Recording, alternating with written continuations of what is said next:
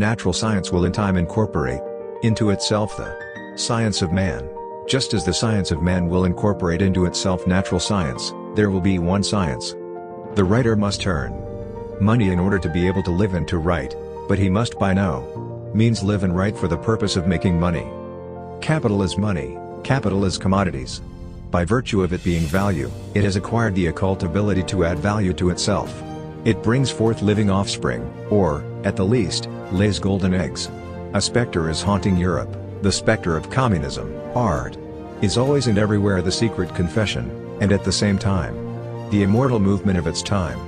The theory of communism may be summed up in one sentence: abolish all private property.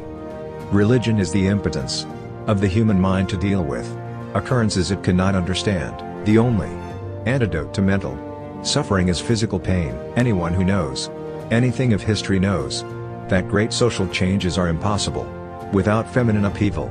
Social progress can be measured exactly by the social position of the fair sex, the ugly ones included. Social progress can be measured by the social position of the female sex. History does nothing, it does not possess immense riches, it does not fight battles. It is men, real, living, who do all this. To be radical is to grasp things by the root, while the miser is merely a capitalist gone mad. The capitalist is a rational miser. Experience praises the most happy, the one who made the most people happy. A commodity appears at first sight an extremely obvious, trivial thing.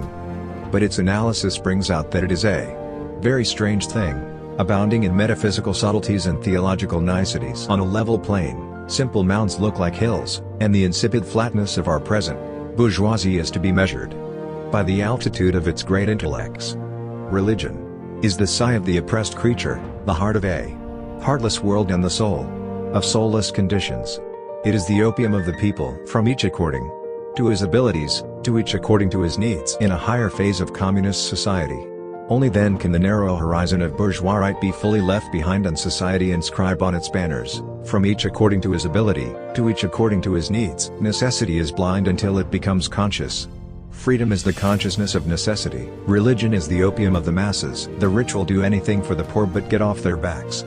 Capitalist production, therefore, develops technology, and the combining together of various processes into a social whole, only by sapping the original sources of wealth, the soil and the labor. Capital is dead labor, which, vampire-like, lives only by sucking living labor, and lives the more labor it sucks. Men's ideas are the most direct emanations of their material state. I am nothing but. I must be everything. The English have all the material requisites for the revolution. What they lack is the spirit of generalization and revolutionary ardor. The worker of the world has nothing to lose but their chains. Workers of the world unite. It is absolutely impossible to transcend the laws of nature. What can change in historically different circumstances is only the form in which these laws expose themselves. Capital is reckless of the health or length of life of the laborer, unless under compulsion from society. Without doubt, machinery has greatly increased the number of well-to-do idlers.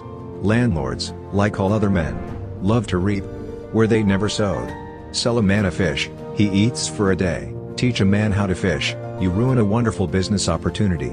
The writer may very well serve a movement of history as its mouthpiece, but he cannot of course create it. The philosophers have only interpreted the world in various ways. The point, however, is to change it. In bourgeois society, capital is independent and has individuality, while the living person is dependent and has no individuality. If money is the bond binding me to human life, binding society to me, binding me and nature and man, is not money the bond of all bonds? Can it not dissolve and bind all ties? Is it not, therefore, the universal agent of separation?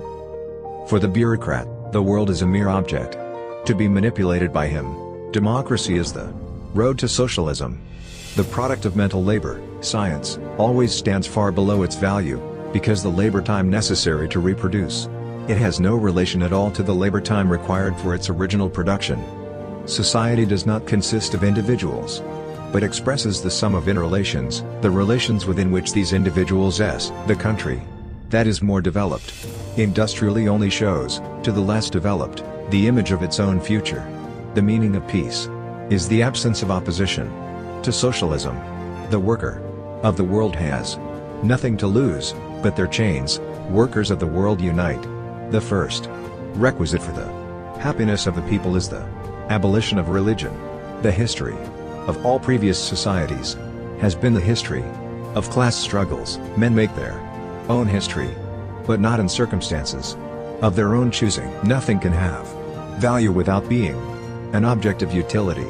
The way people get their living determines their social outlook. Reason has always existed, but not always in a reasonable form. The human being is, in the most literal sense, a political animal, not merely a gregarious animal, but an animal which can individuate itself only in the midst of society. The abolition of religion as the illusory happiness of the people is the demand for their real happiness. The production of too many useful things results in too many useless people. It is not history which uses man as a means of achieving, as if it were an individual person, its own ends.